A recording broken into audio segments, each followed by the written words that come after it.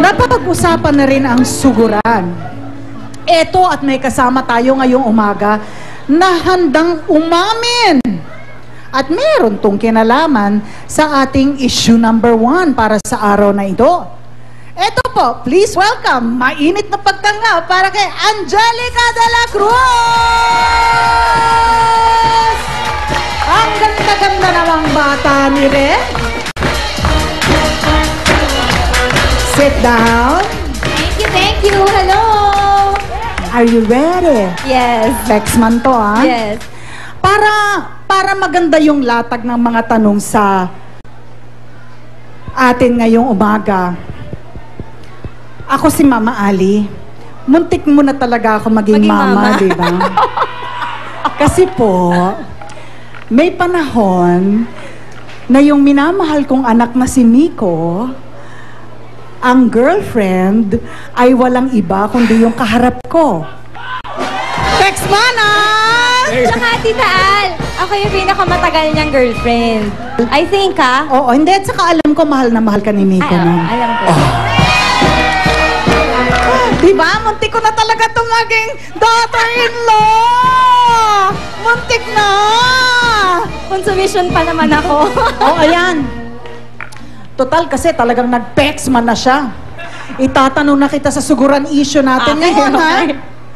Ikaw ba ever nanugod ka na? Oo naman. Wala talaga. Hindi man lang talaga pinag-isipan. Oo naman. Sino ang involved ba yung husband mo? Si Orion, asawa ko. Si Orion. Oo. Okay. Nung bago pa lang kaming mag-boyfriend, meron siyang parang ex na makulit. Parang ganun. Okay lang sa akin na magkaibigan sila. Punta na punta yung babae sa bahay niya. Walang problema kasi hindi ko siya kilala. Bahay nino? Bahay ni Orion. Okay. Kasi parang bakit ko pa kailangan pumunta dito? Eh, tapos na tayo. Oo. Kumbaga years na silang hiwalay, punta pa rin na punta yung girl. Tapos nagalit si girl, tinext ako. Galit din ako. At ano naman ang pinagte-text ni girl? Eh, kung ano-ano. Like, masakit. Hindi naman masakit, pero nakakababae. Oo. Oo. So, Parang yun sa akin, what right do you have to text me? I don't even know you. oo. Saka you belong to the past. History ka na. Actually, hindi ko talaga siya gustong puntahan. Kaya lang, there are things na kailangan mong gawin. Kasi pag hindi mo ginawa, hindi titigil. Okay. May ganun eh. Pero hindi mo inisip yung personal safety mo. Kasi baka mamaya, di ba? Ako nakakatakot yun, yung harapan na ganyan. So, baka, di ba? Ang ganda mo, di ba? Oo. Hindi. So, eksena, pumunta ka sa bahay. Humarap naman sa'yo. Hindi, nagtago. Actually, nakakahiya yung itsura ko nung nanugod ako. Galing ako ng finals ng isang dance showdown. Oo. So, naka-body makeup ako. Oo. Naka-makapal na makeup ako at naka-taras bulba ako. Mukha kang kontrabida. Oo. Tapos, naisip ko na lang yung itsura ko. Nung pag-uwi ko na, pagkatapos sa salamin, sabi ko, Diyos ko, nanugod ako, ganito itsura ko, nakakahiya. Oo. So, ang ibig sabihin nun, hindi mo talaga plinano. Hindi.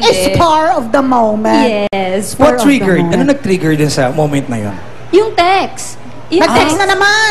Yung tinext, pagka-text na sa akin, diretso ako. Dumiretso ka na. Ano nakalagay sa text? Ang mga talagang nagbubulungan, naghihiyawan ng mga tanong. May mga mura. Memura! At ano naman ang reaction ni Orion? Siyempre, nahiya siya sa akin. Ah, okay. Nahiya siya sa akin. Pinanindigan ka naman ni Orion. Oo naman. Kaya mo siya pinakasalan. Eto ngayon, dumako na tayo sa what if? What if, God forbid, medyo maligaw ng landas itong si Orion at medyo magkaroon ng iba si Orion. Ganon pa rin? Manunugod ka pa rin? Siguro hindi ko sugurin yung babae, pero kawawa sa akin si asawa ko.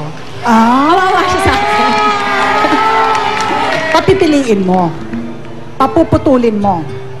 Depende. Depende sa extent ng galit ko. Kung ako yung aayaw o kung gusto ko pang i-save, marriage, or Angelica, yung public place mo nakita sa mall. Nakita mo yung mister mo nakasama yung kanyang kalukadidang.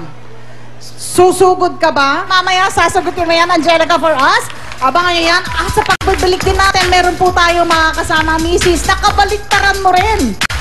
Hindi nahunugod ang alamin natin kung saan ipinagpatayo ng monumento dito sa Marikina. Sa papabalik na Starbucks. Dito, kasali ka!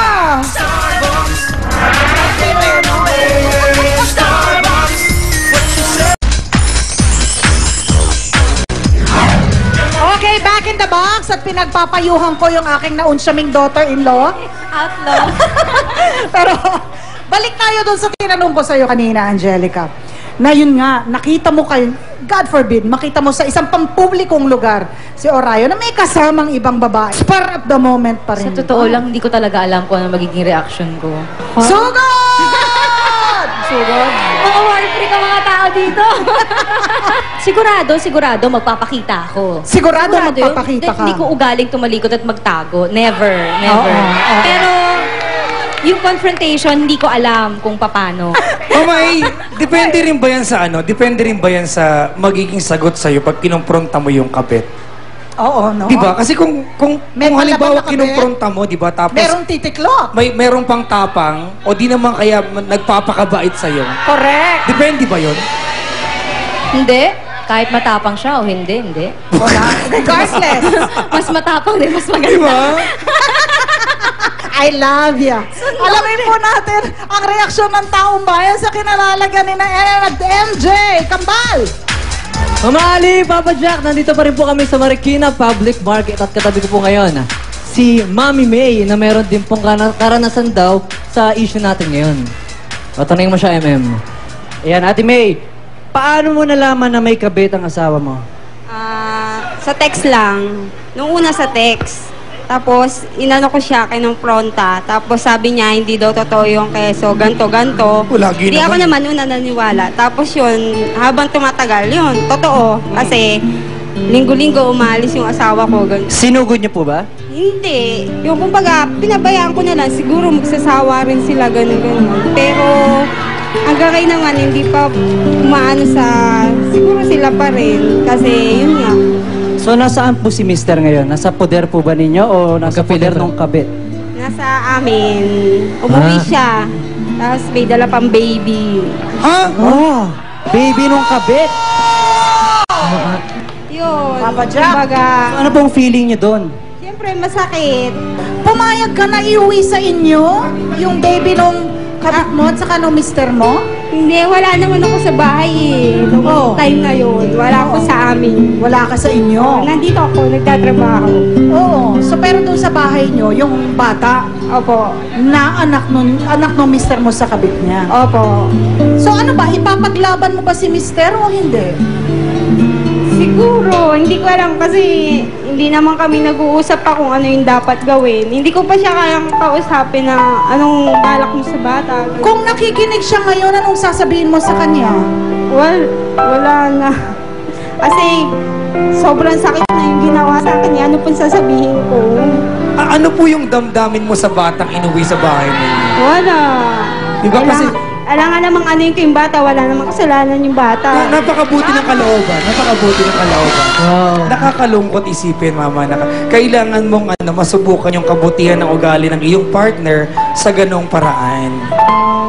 Ikaw naman, Angelica, kaya mo ba yun? Hindi. Hindi. Hindi. Talagang martir eh, no? Oo, pero may mga tao kasing ganun eh, yung kaya nilang itago yung nararamdaman nila. Ako talaga hindi. Kasi sa akin, kung ano yung nakikita mo, yun na yun eh. Oh, what you see is what you Oo get. eh. Hindi ko kayang itago yung feelings. Gusto ko, lalo na in a relationship, dapat open. Mhm. Yung lahat pwedeng sabihin, hindi kagaya nila na, di ba sabi niya, hindi sila nakakapag-usap. Hindi sila nakakapag-usap. Magkakaroon ba ng forgiveness? May? Siguro po.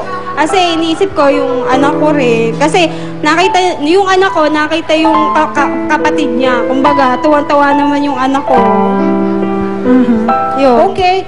Alam mo, here's wishing you the best, ha? Alam mo naman ang sinasabi nila. Ang forgiveness is giving back your right to hurt back. Gusto ko yan. First time ko marinig yan, mama. Oo nga, di ba? ipaubaya na lang natin sa... Kumbaga, pinagpapaubaya ko. Okay, maraming din salamat din sa iyo. Maraming salamat. Angelica. Thank you. It's such a pleasure to have you this morning sa Pesbana. Mama Ali. Okay, balikan natin si MM and NJ Kambal. Yan.